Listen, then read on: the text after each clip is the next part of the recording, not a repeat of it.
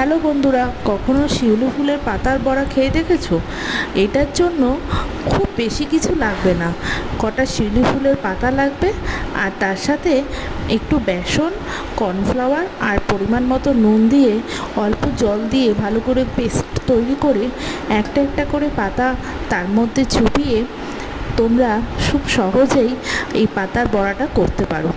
প্রথমে একটু গরম তেলে কড়াইতে তেল গরম হয়ে গেলে তার মধ্যে ওই পাতা একটা একটা করে দেবে, পাতাটা চুবিয়ে একটা একটা করে দেবে, আর তারপরেই তৈরি হয়ে যাবে ইয়াম্মি ক্রাঞ্চি খুব দারুণ একটা জলখাবার সন্ধ্যার।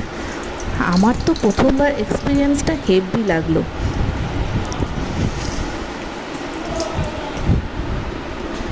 আর তোমাদেরও যদি ভালো লাগে তাহলে বাড়িতে বানিয়ে খেও, আর কমেন্ট করে জানিও কেমন লাগলো। আর ভালো লাগলে একটু সাবস্ক্রাইব করে দিও। ওকে, বাই।